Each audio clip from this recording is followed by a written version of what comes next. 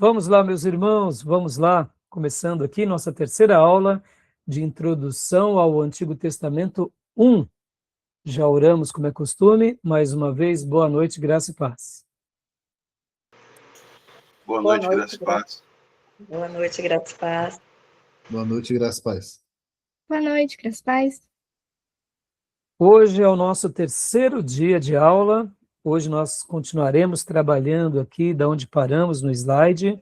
E hoje, logo que concluirmos esse primeiro slide do professor Fabiano, eu quero mergulhar aqui no nosso livro-texto. Então, os irmãos, já podem deixar aí do lado o livro-texto. A gente vai estar trabalhando bastante aqui em algumas informações do livro. Quero fazer um apanhado, e dando tempo a gente já começa e mergulha, eu diria também, no primeiro livro de Moisés, que é Gênesis. Tá bom? Como é costume, nossas aulas são gravadas para que os irmãos possam utilizar esse material depois. Gravamos também para os futuros alunos em EAD.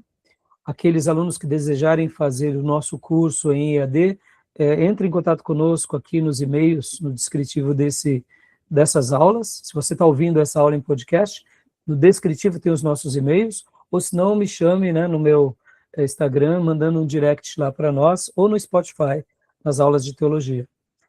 E também gravamos essas aulas para abençoar o maior número de igrejas, obreiros, com os temas aqui abordados. Afinal de contas, temos sido abençoados e desejamos ser bênção para muitas igrejas, obreiros, pastores, amigos, irmãos, seminaristas, professores, e que o nosso desejo é ser bênção, como Abraão foi bênção. Tá bom, meus irmãos? Então, estão gostando da matéria? Estão gostando do assunto? E aí, falem um minuto.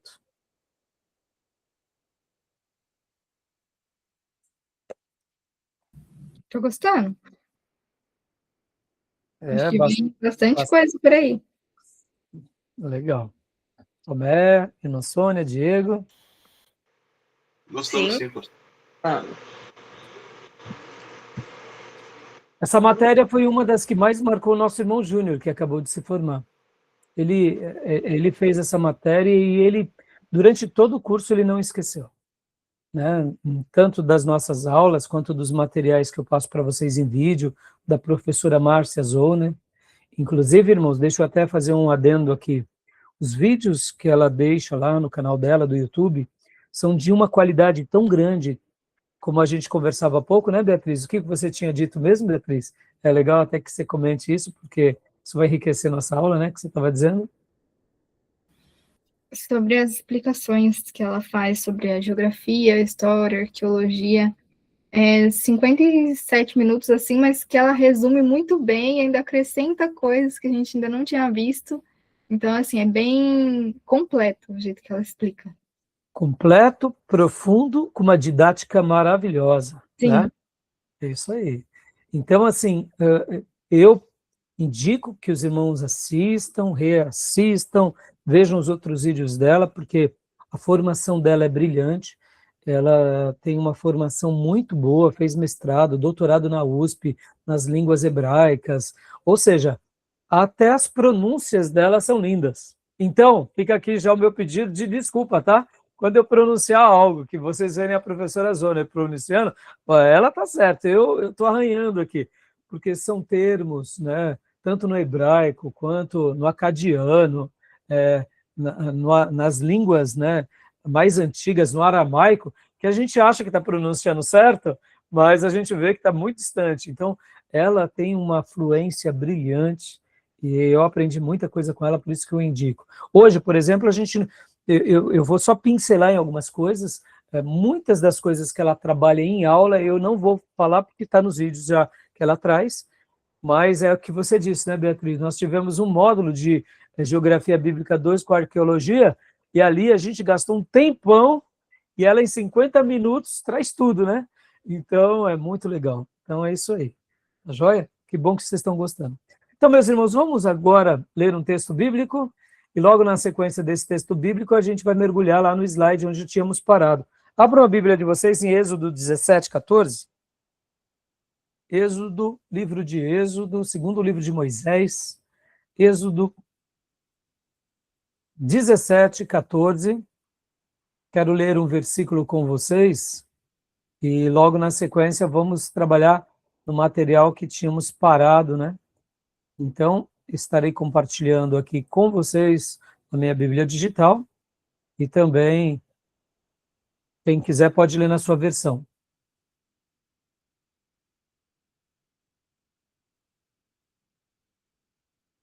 Um irmão ou uma irmã podem ler para nós, por gentileza? Eu vou ler aqui. Então o Senhor disse a Moisés: escreva isto em um rolo, como lembrança permanente, e leia-o em voz alta para Josué. Apagarei todas e qualquer recordação de Amaleque debaixo do céu. Ótimo, muito obrigado, meu irmão. Então o texto aqui diz claramente: então disse o Senhor a Moisés, escreve isto, para memorial num livro, está na minha versão. Na sua está mesmo como, Diego? Meu aqui está, escreva isto em um rolo.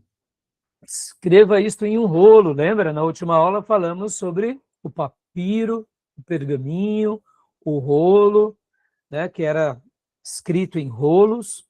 Então, não está nem um pouco errado algumas versões quando traduz literalmente rolo, porque se fôssemos fazer, né, uma aplicação, e não só uma aplicação, mas uma tradução mais fidedigna, é rolo mesmo, que naqueles dias era no rolo.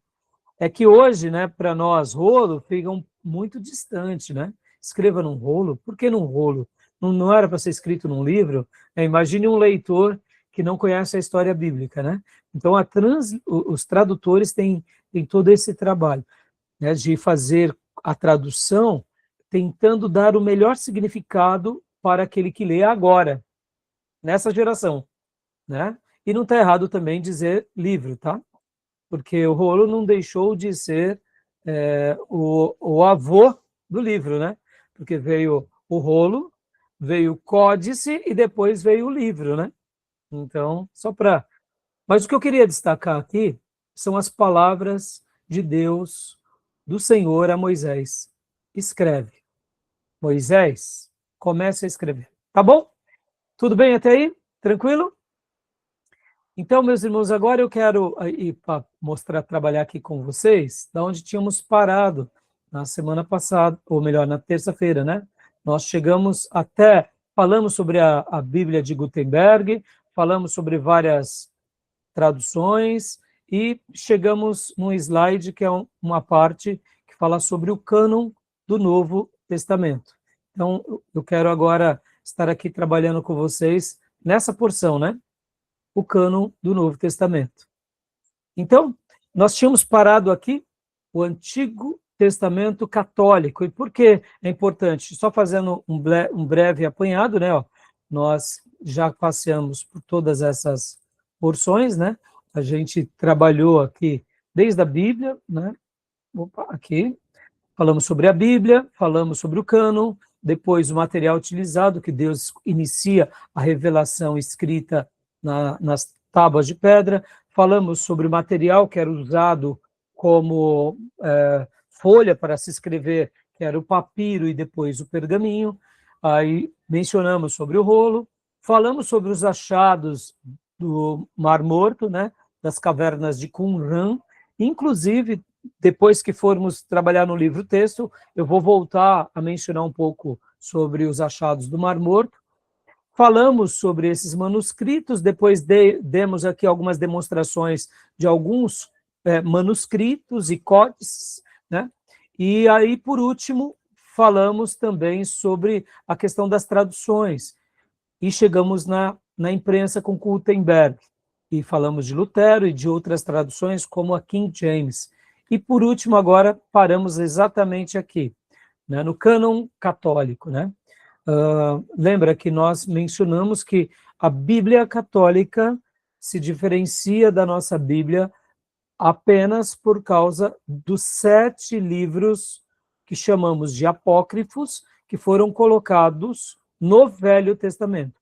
Isso foi no século XVI, no Concílio de Trento, como eu mencionei na última aula. E lá, no ano de 360, num concílio, os pais da igreja tinham sentado e fechado o que eram os livros sagrados, dando aquela ideia, olha, nós temos esses livros como a revelação de Deus, né? A gente até leu esse slide anteriormente, né? Então, o que eu gostaria agora de destacar seria um pouco sobre essa questão dos livros apócrifos, né? Porque isso é muito importante, tá, meus irmãos? Quando a gente fala sobre os livros apócrifos, é importante a gente saber que eles são chamados apócrifos porque eles não fazem parte do cânon, né? Então aqui, ó, o Sínodo de Laodiceia, ou o Concílio de Laodiceia, tá bom?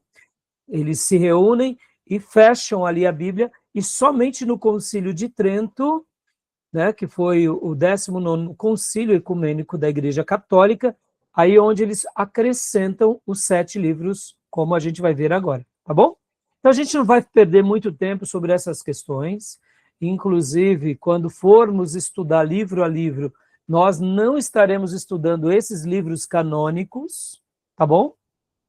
Mas, por outro lado, quando formos falar de introdução ao Novo Testamento 1, olha que curioso, quando a gente for entrar no Novo Testamento, a gente vai fazer um estudo bem curioso, porque o último livro que está no Velho Testamento, qual é o último livro do Velho Testamento, irmãos? Malaquias. Exato. De Malaquias até os dias de Jesus, dura por volta de quantos anos? 400, né? Exato. Esse período de 400 anos não se teve nenhuma profecia, como foram, por exemplo, as profecias de Malaquias, de Zacarias. Não teve um profeta que escreve. Foi um período de silêncio. Talvez você diga assim, pastor, Deus ficou quieto na história? Sim, meus irmãos. Deus ficou quieto durante muito tempo também, viu? Isso daí não é nenhuma novidade, só para vocês terem uma ideia, Deus fala com Abraão, com Isaac, com Jacó, e o povo de Deus vai para o Egito. E lá fica por 400 anos. Aí Deus se revela a Moisés, e com Moisés ele começa a escrever. Então poderíamos dizer que depois de José do Egito, esse período aqui, por volta de 300 anos, também Deus ficou em silêncio. Como assim, pastor? Deus ficou em silêncio. Deus não falou, porque eles viviam debaixo das revelações dos patriarcas. Então, o fato deles não terem um texto sagrado não significa que eles não tinham palavra de Deus. Eles tinham. Não tinham uma palavra de Deus nova, mas eles viviam na antiga palavra de Deus. Então, é como hoje, por exemplo, só para vocês terem uma tranquilidade. O último texto a ser escrito no Novo Testamento foram os escritos possivelmente de João, Evangelho, Apocalipse, etc. e tal. Ora, Deus está em silêncio já tem quase 2000 anos, meus irmãos. Ora, então vamos morrer? Nada. A gente tem a comida divina, que é a palavra, que ela alimentou a igreja primitiva, patrística, a igreja na Idade Média, e cada servo de Deus que buscou a Deus está alimentado, entendeu? Então, quando a gente for falar em Introdução ao Novo Testamento 1, a gente vai pegar esses 400 anos, chamado de período interbíblico. Aí a gente vai, sim, ler um pouquinho, algumas coisas, por exemplo, dos Macabeus, porque faz parte da história, tá bom? Mas a gente não vai se aprofundar nesses livros, tá? Porque esses livros eram livros da tradição judaica, tá bom? Então, é como, por exemplo, quando nós formos para o Novo Testamento. A gente vai trabalhar nos apócrifos que existem? Não, meus irmãos, a gente vai trabalhar nos livros bíblicos. O que o seminarista precisa é de Bíblia, para ensinar o quê para o povo de Deus? E ensinar a Bíblia. Ponto final. Esses assuntos são mais teológicos aqui, então a gente estuda, aprende, mas você não vai pregar, por exemplo, Judite na igreja. Né? Você não vai pregar, né, um evangelho apócrifo, entendeu? Mas você pode até usá-lo num estudo, coisa do tipo, tá bom? Diga, Diego, você ia levantar a mão? Se levantou, aliás, desculpa. Pastor, tipo assim, na questão dos apócrifos, né? Que apócrifos no grego, apócrifo significa oculto ou escondido. Então, no caso, esses livros aqui, apócrifos, eles não entram no Velho Testamento, porque eles foram escritos no tempo em que Deus estava em silêncio, e por isso que eles não entram? Não é por isso, não. Não, É né? porque esses livros, por exemplo, vamos pegar aqui um exemplo aqui, ó. Sabedorias de Salomão, tá? Então, pensa assim, hipoteticamente, tá, Diego? Se esse livro foi escrito, ele possivelmente foi escrito ali por volta dos dias de Salomão, ou algum rei, ou alguém que escreveu naqueles dias. Por que os judeus não consideravam esse livro como um livro sagrado? Porque, com certeza, ele não bate com os demais livros bíblicos. Sabe aquela questão da hermenêutica? A regra fundamental, que a Bíblia interpreta ela própria? Os livros apócrifos, na sua grande maioria, eles não fazem esse tipo de coisa. Eles geralmente entram na contramão. Então, quando a gente chegar nos apócrifos, vocês vão dar risada, porque vocês vão ver lá, por exemplo, certas coisas como quase que magia. Irmãos, magia. Ué, como pode? Judeu fazendo magia? E você acha que o Espírito Santo de Deus ia validar magia? Ia validar, por exemplo, consultar mortos? Ia validar crendices? Sabe aquelas questões, por exemplo, Diego, que hoje nós temos, né? Um gato preto passou de frente de você, isso é azar. Coisas do tipo, vocês vão dar muita risada quando a gente chegar lá. Porque nos apócrifos, não são em todos, mas sempre vai ter uma coisa ou outra que vai muito contra as próprias escrituras. E, como eu disse, como tradição judaica, eles são livros interessantes. São livros da história dos judeus. Vamos pegar um exemplo, Diego.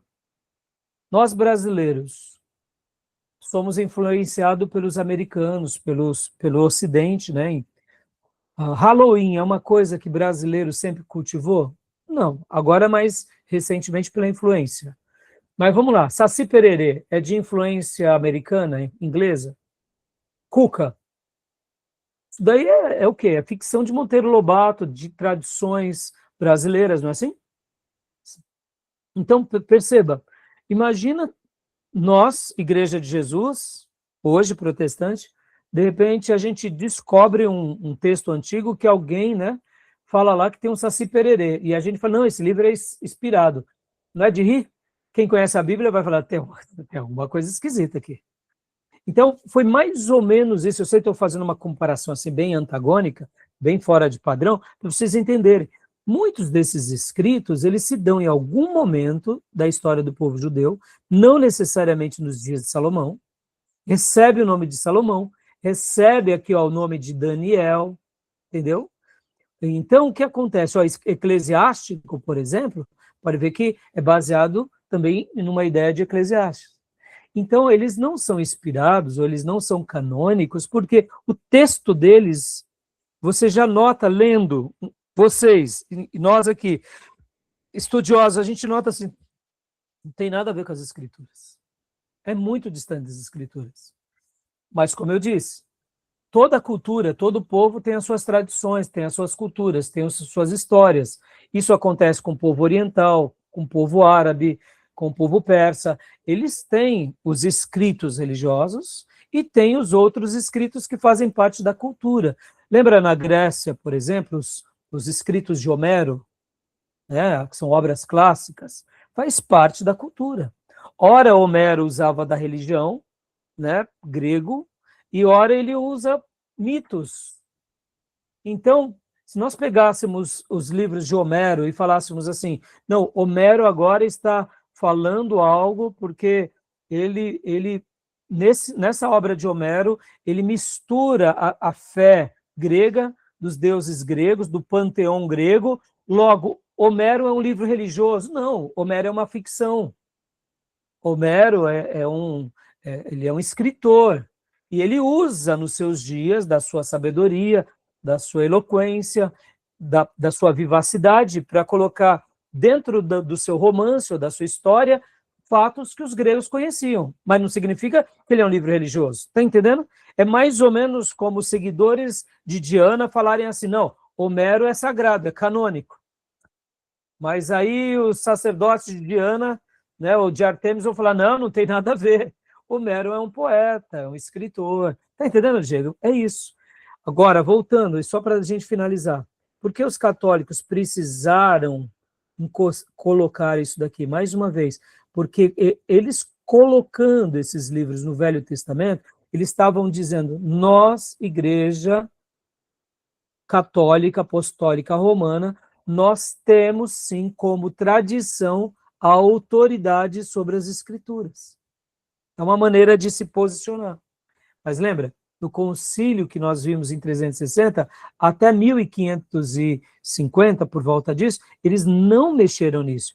Pastor, mas os católicos se desviaram porque a hermenêutica deles é errada, a interpretação deles é errada, mas eles se desviaram com a própria Bíblia. Então, aqui foi uma maneira de você mostrar que a igreja é uma voz autoritativa sobre a Bíblia. E para nós isso daqui não serve, tá bom? Então, esse é o cânon católico. E o cânon católico, ele também é bem parecido, com exceção dos apócrifos, né? E ele tem 46 livros. Como eu disse, são 7 livros apócrifos, mais os acréscimos. Como assim os acréscimos? No livro de Esther, quando termina o nosso livro de Esther, no livro de Esther deles tem algumas páginas a mais. Eu tenho Bíblias católicas, que inclusive, irmãos, olha só, as traduções católicas são excelentes, tá? Os linguistas católicos são muito bons. Quando eles pegam o texto no hebraico, quando eles pegam o texto no aramaico, quando eles pegam o texto no grego, quando eles pegam o texto no latim, fazem uma tradução para o português, é brilhante a tradução deles. Ou seja, quando eu estou falando a tradução desses livros aqui, tá bom? Então, qualquer texto do católico apostólico romano, bíblico, é católico, mas eles têm, assim, um nível profissional muito elevado. Agora, eles, é aquilo lá, o católico, eles seguem a Bíblia, mais os acréscimos. Aí, os acréscimos são os apócrifos e também, como eu disse, o acréscimo em Esther e um acréscimo em Daniel. Aqui que eles dão um tiro no pé. Assim como os comentários, né? Vocês acham que os católicos, quando eles vão comentar algo, eles vão comentar com o óculos católico. Mas deixa eu dizer uma coisa aqui para vocês. Na Bíblia de Jerusalém, quando fala-se sobre, por exemplo, que Maria, por exemplo, quando fala, por exemplo, Maria, que teve a Jesus e outros filhos, né? Quando, por exemplo, o texto bíblico fala que os irmãos de Jesus foram falar com ele, e os irmãos de Jesus tentaram, o próprio Jesus, naquele episódio, vai e revela-te lá em Jerusalém, a Bíblia católica, no rodapé da Bíblia de Jerusalém, diz literalmente que Jesus tinha outros irmãos consanguíneos. Os católicos ficam loucos com isso, né? Porque a mariolatria é muito forte no meio do catolicismo, então a maioria das Bíblias católicas jamais vai admitir que Maria, depois de Jesus, teve outros filhos. Porque para o católico a ideia do sexo é um pecado. E conservar Maria como virgem demonstra que ela é um ser mais elevado. Então, na maioria das Bíblias vai dizer que irmãos ali é irmãos de fé, como nós. Mas na Bíblia de Jerusalém fala que não, de fato eram os irmãos consanguíneos, dizendo que Jesus teve outros irmãos. Ou seja, até entre os católicos também não há 100% concordância, tá, meus irmãos? Mas olha só que curioso, talvez você diga assim, mas pastor, então quer dizer que os tradutores que fizeram a Bíblia de Jerusalém, eles não adoram a Maria? Não, não tem nada a ver. Eles adoram a Maria, eles adoram a Pedro, eles oram aos santos, entendeu?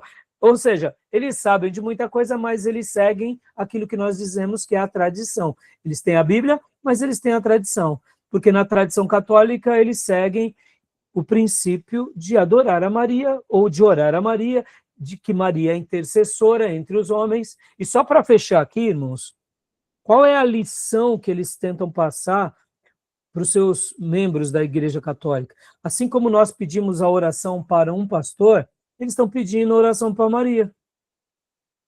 É isso que eles dizem. Só que eu digo, o pastor ainda está vivo, tá, meus irmãos? Então, no dia que eu morrer, nunca faça uma tolice dessa, tá bom? Não, mas o pastor, ai, meu professor querido, esquece disso. Orou para morto, já está debaixo da sentença, né? O Senhor, ele amaldiçoa aqueles que invocam os mortos, oram para os mortos. Ou seja, se o católico fosse realmente fiel às Escrituras, ele saberia, em alto e bom som, que quem pratica essas coisas vai contra a palavra de Deus, né? Então, você vê, eles têm essa ideia de que Maria, Paulo, Pedro, como eles já estão num patamar de consagração e lá do lado do Senhor, assim como a gente pede para o pastor, para o padre, eles estão pedindo para o santo, né? E o santo pede para Jesus. Entendeu? Bom, agora não é aula de seitas e heresias, né? Mas tudo bem. E agora só uma última coisa aqui, ó. No cânon católico é muito parecido, tá vendo? Ó, Lei, Pentateuco, 5 livros, os livros históricos, 12 livros, os livros poéticos. Alguns comentaristas vão colocar poéticos e sapienciais, ou seja, de sabedorias, tá? Mas é a mesma terminologia. E os livros proféticos, tá bom? Tudo bem? E uma outra e última informação, livros apócrifos ou deuterocanônicos. Esse termo também é um termo muito utilizado na teologia. Deuteronômio, ou seja, é como se a palavra deuteronômio, ela tem esse significado de que seria dizendo novamente sobre a lei, ou comentando mais uma vez sobre a lei.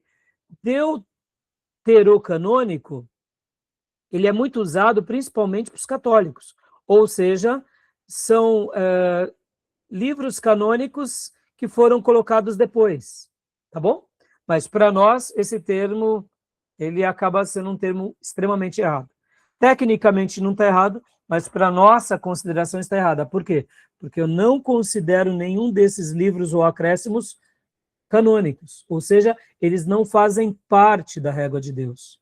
Logo, se eles não fazem parte da régua de Deus, eu não posso dizer que eles foram achados depois e incluídos. Deixa eu só fazer um comentário aqui para fechar isso, para a gente prosseguir. Quando nós falamos no Novo Testamento, vocês vão aprender que, por exemplo, lá na igreja de Corinto, Paulo vai estar dizendo algumas palavras que no texto fica claro que Paulo já tinha escrito uma carta aos coríntios, pelo menos mais uma. Então, quando nós lemos o nosso 1 Coríntios, na realidade a gente está lendo 2 Coríntios. E quando nós lemos o nosso 2 Coríntios, na realidade já é o 3 Coríntios. Entendeu? Porque se lá nas cartas de Paulo escrevendo aos Coríntios, ele fala, como eu já vos escrevi anteriormente. Ora, então Paulo já tinha escrito alguma coisa para aquela igreja. Pastor, onde foi parar essa carta? Tanto no concílio de Éfeso quanto nos outros concílios, ninguém achou essa carta. Vamos imaginar que um dia alguém descubra essa carta. E que depois de um monte de debate teológico, os pastores, a cristandade fala, não, realmente é a carta de Paulo, que Paulo tinha escrito, de fato, assinada por Paulo, prova do carbono 14, ali por volta do ano 50, depois de Cristo, e de repente está lá escondida numa gruta, porque Paulo falou o nome de algum desviado, e o desviado foi e escondeu a carta. Irmãos, tudo bem. Qual o problema? Nenhum problema. Porque o próprio texto bíblico está falando que Paulo já tinha escrito. Só que é muito difícil, depois de 2000 anos, aparecer um negócio desse. É ou não é? Concorda? Então, nós não estamos fechados nesse sentido de dizer o seguinte, que alguma coisa não pode ter se perdido. Pode sim, como é o caso de 1 Coríntios. Alguns teólogos vão falar que Paulo não escreveu só uma carta, mas possivelmente mais duas para Coríntios. Vocês verem o tamanho de igreja problemática que eles eram. Estão entendendo? Então, só que assim, irmãos, nos primeiros séculos isso não foi conservado. Ora, se não foi achado aqui, meus irmãos, vai ser achado agora? É muito difícil, né? Mas pode ser que seja. Você concorda que se hoje fôssemos colocar um 1 Coríntios no lugar do nosso 1 Coríntios e o Novo Testamento de 27 livros passasse a ter 28 livros, diante de muita pesquisa, de muita análise, grandes pastores ortodoxos validando, aí nós diríamos, tudo bem, qual o problema? Nenhum problema, concorda?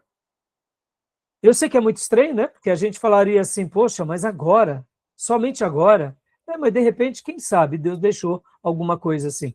Eu acho muito difícil, tá bom? Eu acho muito difícil. Só estou explicando tudo isso para vocês, para mostrar que usar o termo como deuterocanônico teria que ser algo assim em Coríntios, tá entendendo? Não para outra coisa, tá bom? Como foram o caso dos católicos aqui, tá bom? Tudo bem? Ficou claro alguma dúvida? Pastor, eu só gostaria de comentar a parte que o pastor Ribeiro ele explica um pouco disso, né? De que não faz sentido, quando ele fala lá que um dos textos, né, apócrifo, até chega a se desculpar pelo que ele escreveu. Aí ele fala que a Bíblia, os profetas, nem Deus se desculpou em momento nenhum, que ele falou e o cajado comia solto, né, filha? E não tinha isso, né? É isso aí. Então, quando a gente chegar no... A gente vai dar uma pincelada nos apócrifos, tá, meus irmãos? A gente vai pincelar. Mas vocês vão dar muita risada, porque vocês vão ver essas discrepâncias, tá bom? É isso aí. Tudo bem, meus irmãos? Ficou claro? Alguma dúvida? Não? Vamos prosseguir, então.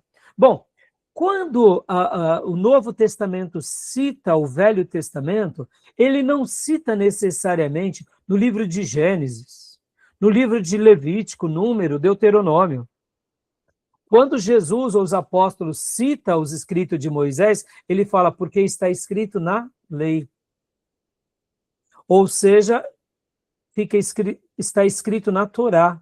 Quando você lê lei ou Torá, representa os 5 primeiros livros de Moisés, tá bom? E como eu mencionei na aula passada, Gênesis na Torá é no princípio. Êxodo na Torá estes são os nomes. O que seria na Torá? O nome do livro na língua hebraica é no princípio. O nome do livro Êxodo na língua hebraica é estes são os nomes. De Levítico, e ele chamou. Então, quando um judeu está conversando com outro judeu, ele não fala Levítico. Ele fala, vamos ver o livro em que Moisés diz, e ele chamou, porque ele está se referindo ao livro de Levítico. E por que eles colocaram o título do nome ao invés de Levítico? Porque eles pegam as primeiras palavras de cada livro, tá?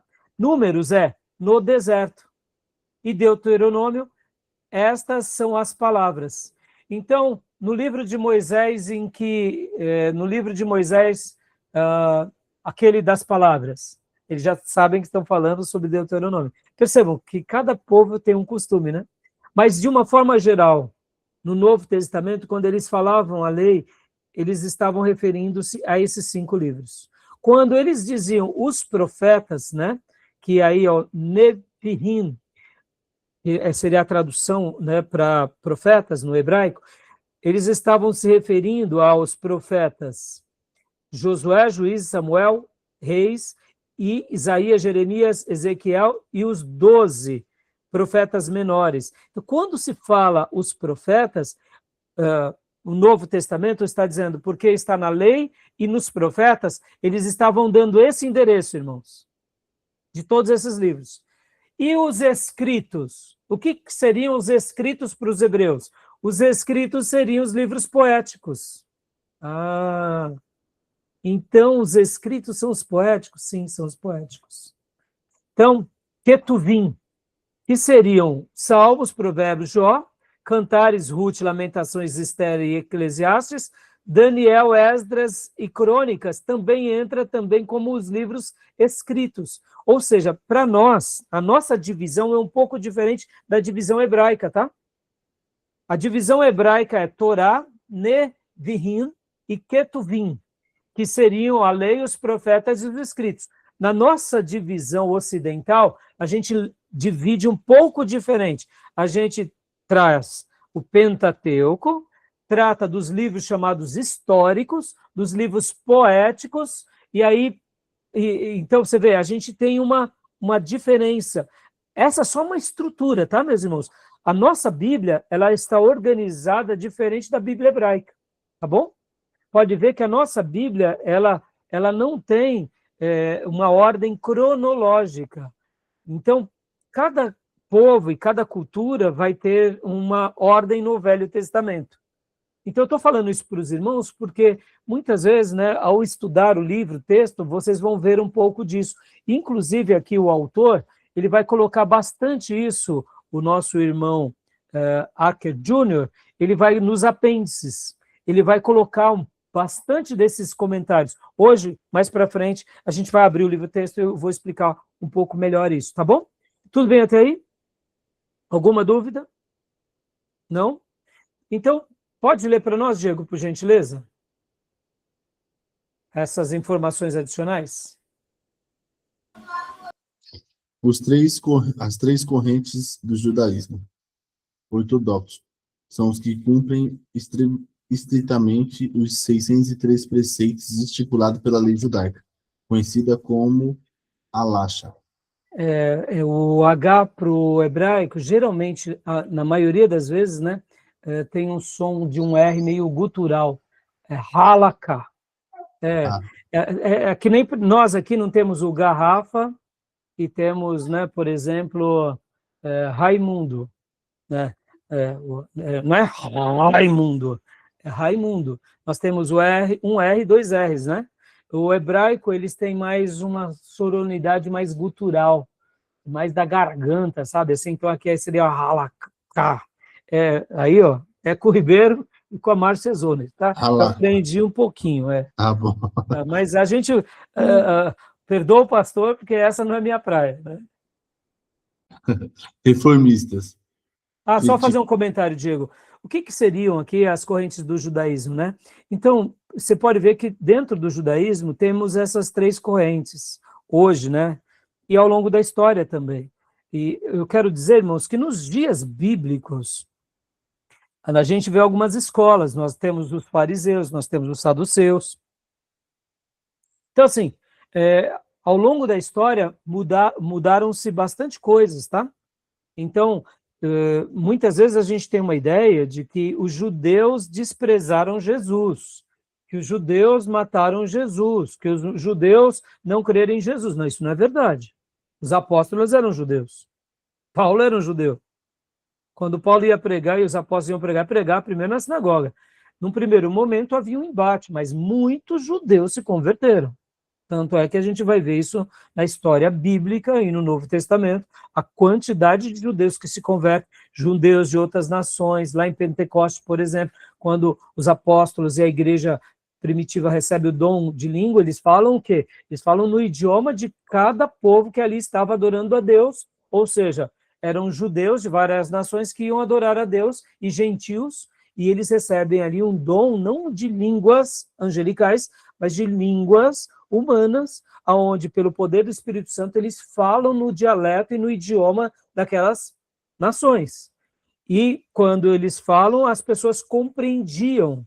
E aí o evangelho ganha essas nações. Podem ver que Paulo, quando ele vai para Éfeso, temos lá pessoas de Éfeso que foram alcançados pelo evangelho. Então, assim, dizer que os judeus não aceitavam, não é verdade. Uma pequena parte naqueles dias não aceitou.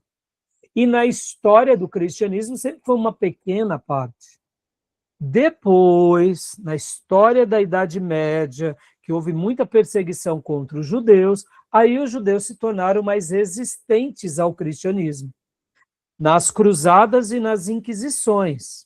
Aí sim, os judeus se tornaram muito resistentes ao cristianismo, porque afinal de contas, você tinha que se converter ao Deus cristão na marra.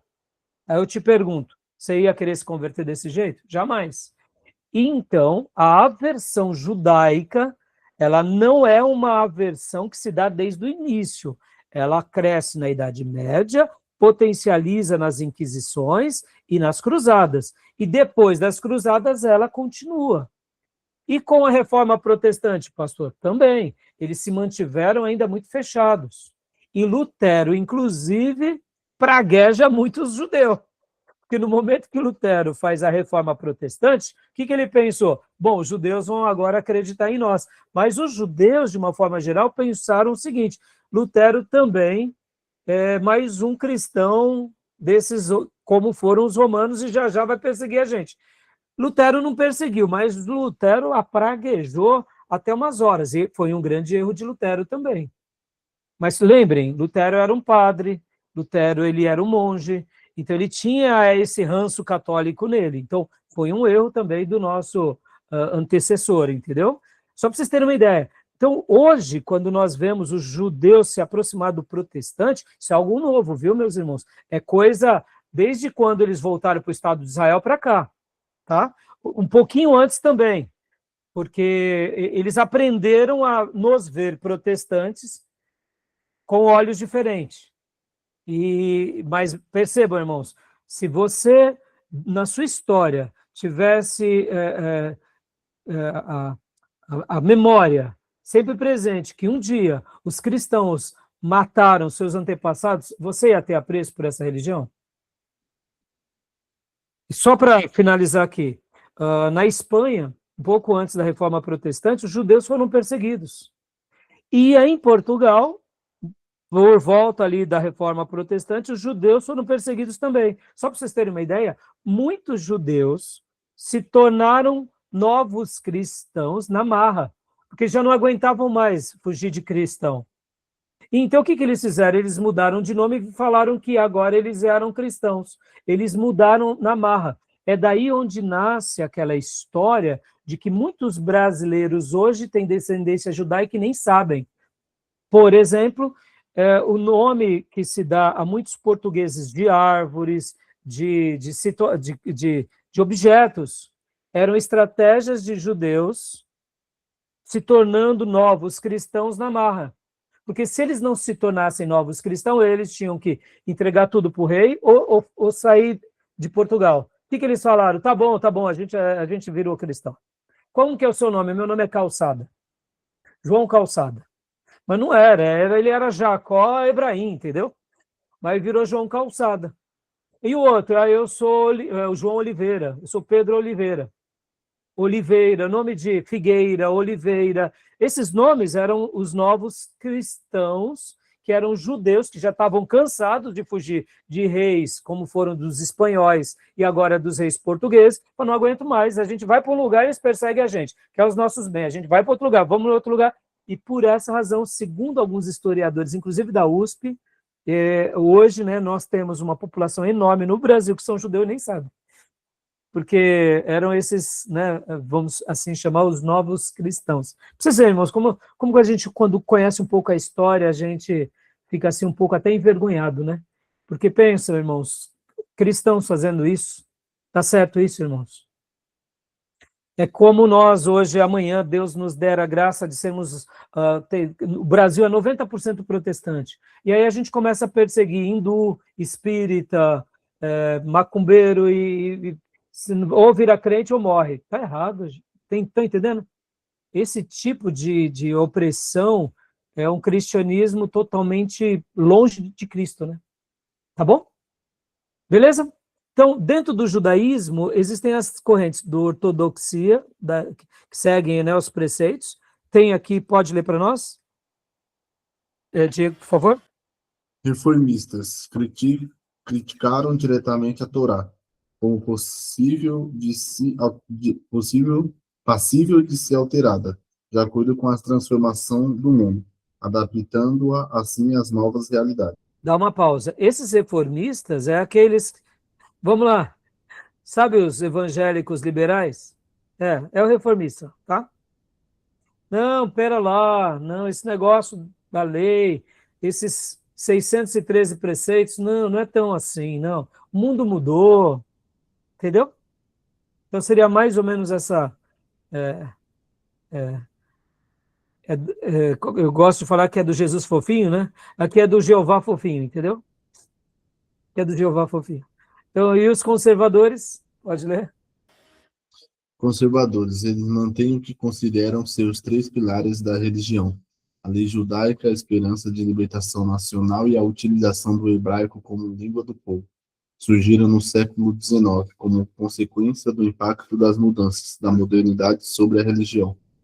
Então, esses três tipos de correntes judaicas, como diz aqui, né, eles se fortalecem no século XIX. Nos meus dias de seminário, o Dr. Paulo falava para nós, porque nós também tínhamos essa curiosidade, né? Israel tinha acabado de se tornar nação. E nós falávamos, Dr. Paulo, ele conhecia muito, né, o povo judeu, ele inclusive foi meu professor de hebraico, um excelente professor. Aliás, assim como eu, né, dou a maioria das matérias para vocês, praticamente quase todas, né, irmãos? Hoje estamos com poucos professores aqui. E hoje, graças a Deus, o Ribeiro vai me ajudar no hebraico, mas o professor Fabiano não está podendo lecionar, a Cida e outros colegas não estão podendo. Mas o Dr. Paulo foi mais ou menos o que eu estou sendo para vocês, ele foi para mim. Metade do curso do bacharel foi ele que deu, e das matérias principais. E o hebraico ele também deu para nós. E o filho dele morava lá em Israel. Então ele tinha muito conhecimento do povo, da língua, etc. e tal. E eu lembro que o Dr. Paulo falava uma coisa muito curiosa para nós, quando perguntávamos sobre como que era a fé dos judeus hoje. Ele dizia, olha, era coisa do tipo naqueles dias, 70% dos judeus hoje são espíritas. Nós tomamos um choque, né? Imaginar que eles eram espíritas, né? Depois de tanta história bíblica censurando, né, a consulta dos mortos, a mediunidade, mas você vê, o povo vai mudando, né, meus irmãos? As civilizações, e então ele comentou isso, né, isso na década de 90, tá, meus irmãos? Hoje eu não sei como que anda. Eu tenho notado que tem tido um despertar no meio do povo judeu, mas estatisticamente eu não sei os números, depois a gente pode até pesquisar, tá bom? Aqui seria, olha, disposição dos livros do Antigo Testamento. Opa, não, aqui a gente já viu, né? Não. Peraí. Isso, a gente já viu. Continua para nós, Diego, por gentileza. Elementos essenciais à compreensão bíblica: elemento histórico, elemento cultural, elemento geográfico, elemento literário, revelacional e teológico. É aquilo que eu mencionei para vocês. Essa matéria, ela precisa, né, dessa cosmovisão variada.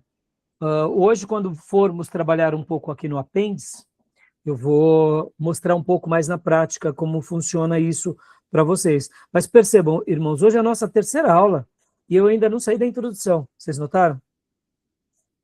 Pastor Rai, mas o senhor está sendo muito prolixo. Sim, eu estou, de propósito, porque eu quero preparar bem o terreno para vocês. Porque quando a gente pega, por exemplo, o livro, né, do Archer Jr., e a gente pega aqui o sumário, vocês vão ver que a introdução geral dele, ele acaba na página 206. Só a introdução dele são 206 páginas. Ou seja, é um livro, né, meus irmãos? Ora, então, tenha paciência com o pastor. Se a introdução do nosso mentor tem 206 páginas, 3 aulas, 2 aulas, tá boa para a introdução, não tá? Tá entendendo? É porque realmente precisa dessa base. E essa base vai nos dar essa compreensão, que é a compreensão histórica, da cultura, da geografia, dos elementos literários, a questão da revelação e a questão da teologia. E aqui está faltando a arqueologia, está faltando a língua original, está dentro do literário, tá? Mas aqui os elementos literários está mais como obra literária. Que estilo literário é? E não estamos falando da gramática, perceba, a lista aqui aumenta, né? Tá bom? Então, agora, pincelando um pouco sobre essa síntese. Leia para nós, Tomé, por gentileza, o Pentateuco. Os primeiros 5 livros, atributos a Moisés, chamados de Torá ou livros da lei. No Antigo Testamento é chamado de, primeiro, a lei, Josué 8:34, Esdras 10:3, Neemias 8:2, 7:14. Segundo, livro da lei, em 2 Reis 22:8. Terceiro, livro de Moisés, Esdras 6:18 e Neemias 13:1. Quarto, livro do Senhor, Esdras 7:10, 1 Crônicas 16:40. Quinto, lei de Deus, Josué 24:26 e Neemias 8:18. E sexto, livro da lei do Senhor, 2 Crônicas 17:9. Joia, então percebam, a gente vai chegar lá mais detalhadamente, mas é atribuído a Moisés, agora é consenso? Não, não é consenso por muitos escritores, tá, irmãos? Nos escritores ortodoxos, sim, é consenso, mas tem alguma coisa ou outra aqui que mesmo um ortodoxo vai falar, não, para mim, os 4 primeiros é de Moisés, o 5º livro, que é Deuteronômio, não é de Moisés. Nós não sabemos quem é o autor. Então, assim, isso não anula o teor do livro, tá? Tudo bem? Mas é uma discussão interessante. Agora, como que era chamado o Pentateuco? A lei, o livro da lei, o livro de Moisés, o livro do Senhor, o livro de Deus, o livro da lei do Senhor. Era esse o termo que o próprio Velho Testamento falava sobre eles, ou se referia sobre eles. Quando Davi falava sobre a lei de Deus, ele estava dizendo sobre o Pentateuco. Tá bom, meus irmãos? Tudo bem? Então, leia para nós, Tomé, por gentileza, o próximo slide. Pentateuco. Pentateuco, origem latim. Penta, número cardinal 5. Teuchos, estojo ou receptáculo para o rolo de papiro. Em síntese, a palavra Pentateuco significa 5 estojos, ou 5 receptáculos. Ou seja, os pergaminhos eram guardados nesses estojos. No caso do Pentateuco, havia 5 estojos, ou receptáculo para eles. Lembra que na aula passada lemos que o pergaminho poderia, os rolos, de uma forma geral, tanto de pergaminho quanto de papiro, poderiam ter até 9 metros.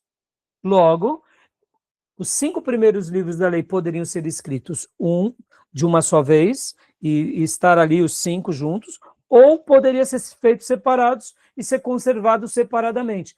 Eu quero acreditar que, historicamente, deve ter sido mais fácil assim, se separar. Porque na hora de se fazer a cópia era mais fácil, na hora de se manusear também mais fácil. Então, por serem os 5 livros, recebeu essa expressão, né? Pentateuco é do latim, penta é um termo no grego, né? Pode ver, pentacampeão, né? A gente usa muito, e teucos, né? É o estojo, né? Para o rolo de papiro, no caso. Então, seria o receptáculo, né? Desses 5 livros, contendo os 5 ou sendo 5 separados, né? E também aqui, no Novo Testamento, ele é chamado de livro da lei, Gálatas 3:10, livro de Moisés, Marcos 12:26, lei, Mateus 12:5, Lucas 16:6, João 7:19, lei de Moisés, Lucas 2:22, João 7:23, e lei do Senhor também, Lucas 2:23, 24. Perceba que se repete os termos, né? É bem parecido, tanto no Velho quanto no Novo, tá? Aí aqui, autoria do Pentateuco. Aí aqui a gente vai entrar já um pouco para um assunto de uma certa discussão, né, daqui em diante. Mas nós não iremos ficar muito fixos nisso. Mas vocês verão que nas obras que nós temos lido aqui, que são os livros-textos, eles vão comentar sobre essas outras teorias, sobre as refutações das autorias, dos autores, das épocas. Irmãos, isso sempre vai ter. Guarde isso no seu coração. O inimigo, ou ele vai tentar nos tirar de Deus, quando não nos consegue arrancar do caminho de Deus, ele vai nos tentar nos afastar da lei de Deus. E se ele não conseguir nos afastar de Deus, nem da lei de Deus, ele vai tentar jogar um tempero para que a nossa hermenêutica seja doente. Ou seja, o diabo não mudou, meus irmãos. O diabo vai nos tentar sempre para que nos afastemos de Deus. Se a gente tem sede de Deus, naturalmente a gente vai à sua palavra. E assim, o diabo, quando não consegue arrancar a nossa fé, tenta anular a palavra. Quando ele não consegue nem arrancar a fé, nem a palavra, ele tenta fazer com que a gente interprete de uma forma ou humana, ou quem sabe com uma aplicação carnal ou liberal, porque é assim essa é a estratégia do diabo. E muitas vezes usa os seus ministros mais inteligentes, tá? O diabo é astuto. E assim, eu falo isso, irmãos, aqui não para ter medo do diálogo intelectual, mas assim, essa é uma discussão que vai existir, tá bom? Então, a autoria do Pentateuco. Agora, aqui a gente vai estar falando um pouco sobre da questão mais, a visão ortodoxa da autoria mosaica, o questionamento da autoria. Percebam, aqui a gente vai ter uma discussão muito grande. Como assim, pastor Rai? Muitos vão defender a ortodoxia, que é Moisés, ponto passivo. E se não foi Moisés quem escreveu Deuteronômio, não tem problema. Foi um servo de Deus, guiado por Deus, que também recebeu de Deus uma iluminação imensa. Então, assim, para nós não vai perder o brilho. Tanto é que vocês verão que o livro predileto de Jesus, 1:12, é Deuteronômio, irmãos. Ora, você acha que Jesus, sendo Deus, iria utilizar um livro apócrifo para se basear? Estão entendendo?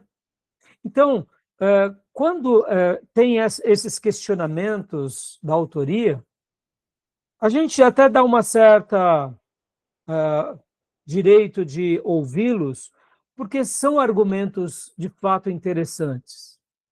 Mas muitas vezes, em nome dessa inteligência, na minha opinião, eles não estão aproximando o povo de Deus, estão afastando. Lembra da aula inaugural que o Ribeiro trouxe para nós, aquela questão dos melhores manuscritos?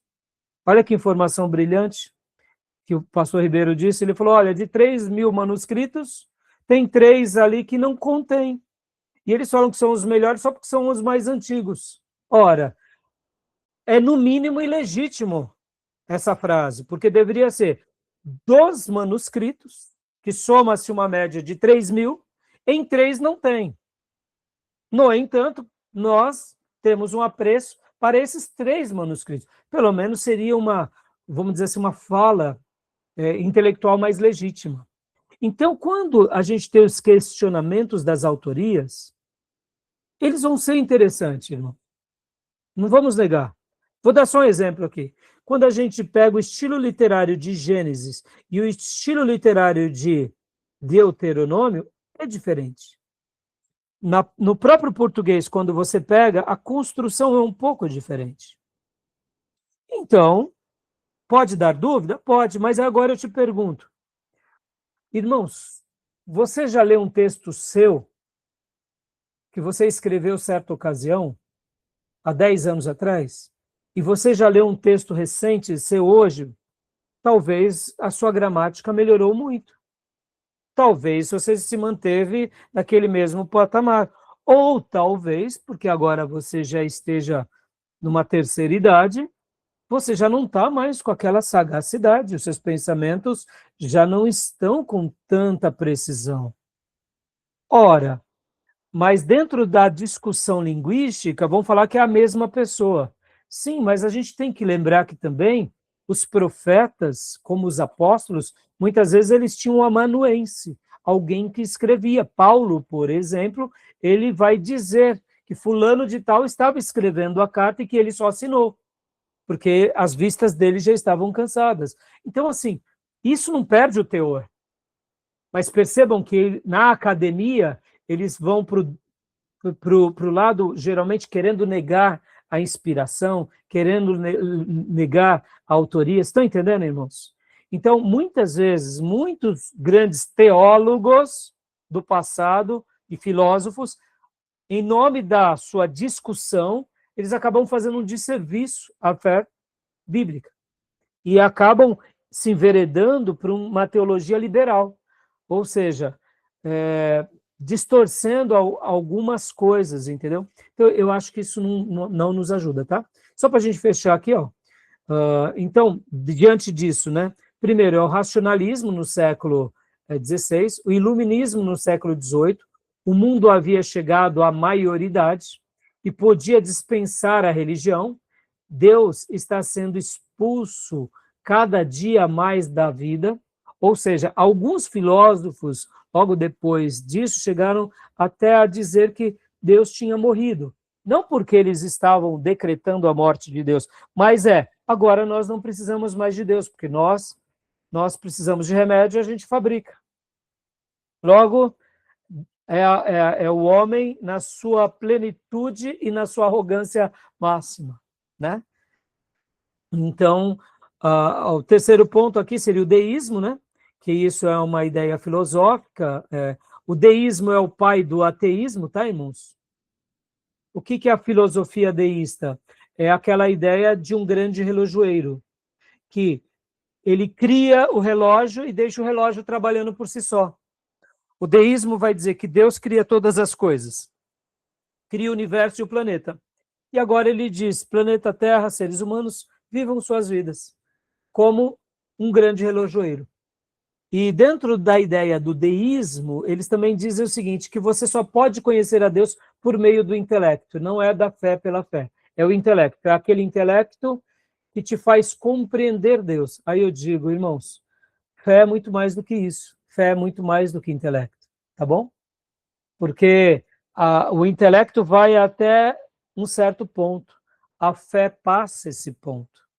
A ressurreição dos mortos, o milagre, passa esse ponto. Você não compreende o que é um milagre, porque no dia que compreendêssemos o milagre e explicássemos o milagre, já não é mais um milagre. O que é o milagre? É o que não se explica.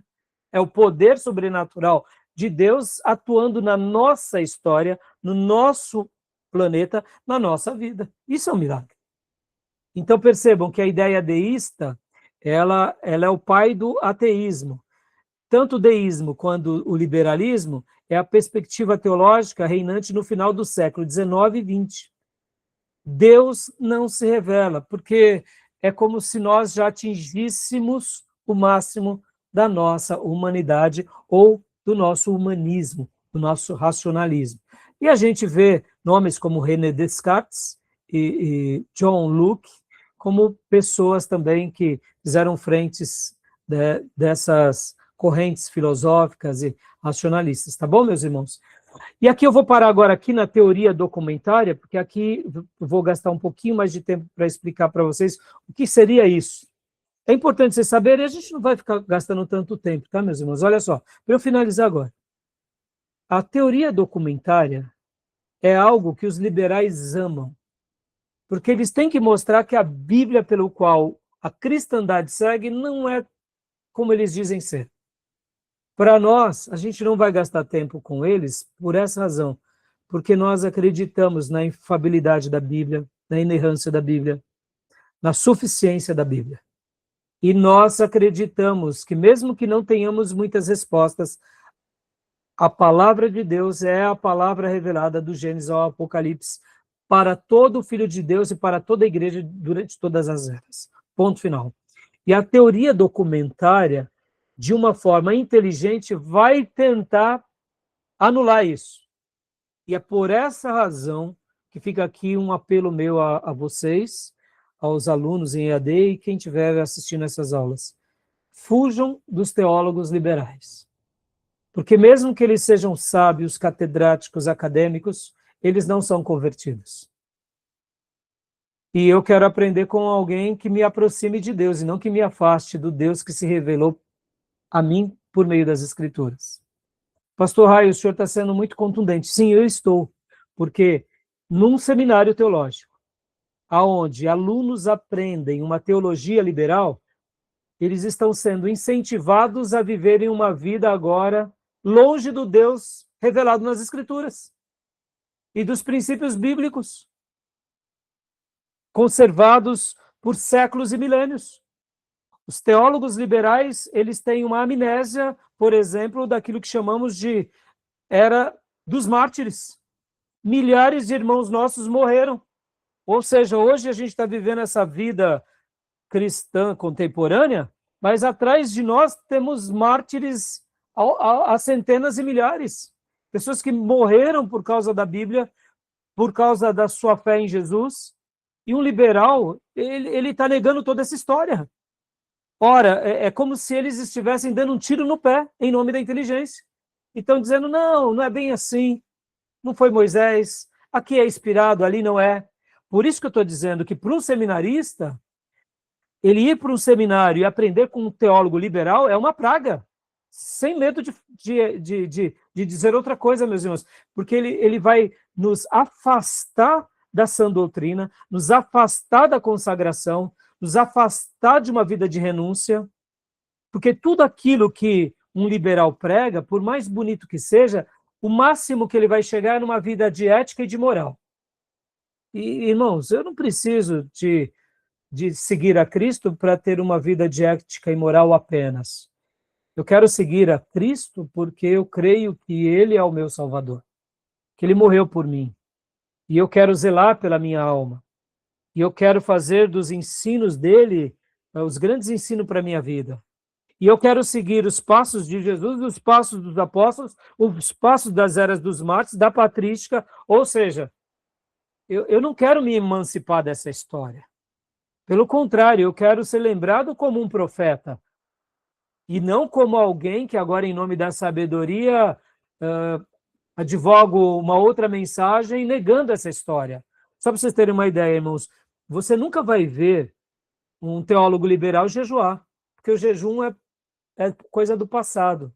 Você nunca vai ver um teólogo liberal se santificar, se consagrar, porque isso é coisa do passado. Você nunca vai ver um teólogo liberal expulsar o demônio, lutar com o demônio, porque isso é coisa utópica de quem não tem sabedoria. Você nunca vai ver um teólogo liberal enviar um missionário, ser um pastor piedoso, que renuncia o mundo, a política, o pecado. Aí eu te digo, irmãos, está entendendo como o liberalismo é uma mensagem adocicada de um Deus ou de uma fé inteligente que, no máximo, me leva a ter uma vida ética e moral, mas não uma vida de renúncia, uma vida de morte? Estão entendendo?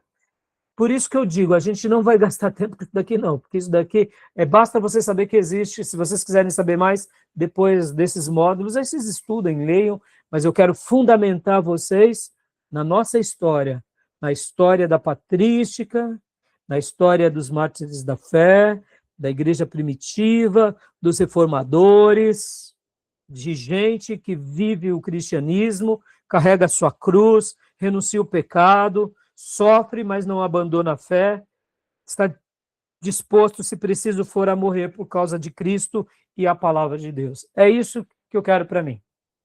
E a teologia liberal não me apresenta isso. Me apresenta uma fé rebuscada, racional, mas que não me produz santidade. Tá bom?